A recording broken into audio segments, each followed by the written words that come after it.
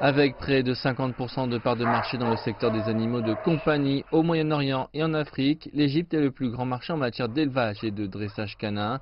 Le marché devrait atteindre 600 millions de dollars d'ici 2021.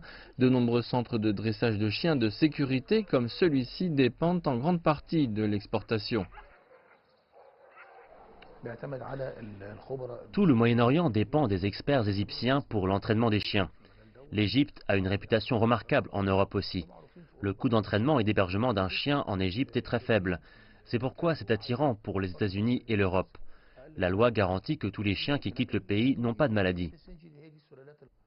Toutefois, selon le Centre américain pour le contrôle et la prévention des maladies, 3 chiens venus d'Égypte et infectés par la rage ont été signalés depuis 2015.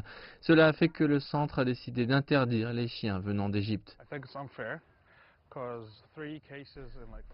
Je pense que c'est injuste, car 3 cas en 4 ans, c'est très peu. Et ce genre d'erreur peut arriver avec des chiens importés d'autres pays. L'Allemagne et Dubaï demandent que l'on envoie des échantillons de sang pour qu'ils fassent eux-mêmes des tests en laboratoire. Ensuite, ils donnent leur approbation. Il y a un manque au niveau de réglementation de leur côté, pas du côté égyptien. Khalid El-Yatmi est spécialisé dans le dressage de chiens de sécurité. Ses plus gros clients sont les États-Unis et l'Irak. Il craint que la décision du centre encourage d'autres pays à prendre des mesures similaires, ce qui causerait une sérieuse crise au secteur canin en Égypte.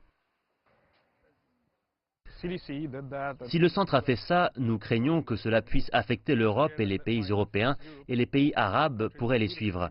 Cela serait mauvais pour le secteur et pour les gens qui voyagent avec leurs chiens.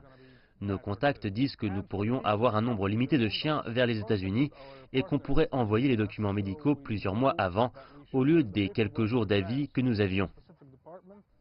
Les États-Unis n'ont pas eu de cas de rage depuis 2007. Le Centre américain pour le contrôle et la prévention des maladies dit que l'importation d'un chien infecté pourrait réintroduire le virus, un risque qu'il ne prendra pas.